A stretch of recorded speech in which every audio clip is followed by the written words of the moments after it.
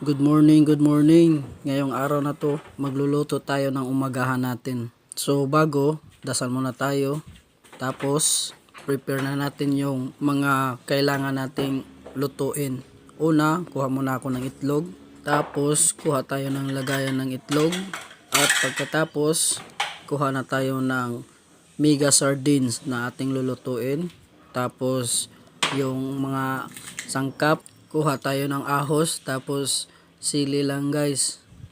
Huwag na nating lagyan ng sibuyas para makatipid tayo guys. Tapos biniak ko na yung itlog, dalawang itlog ilalagay ko dyan.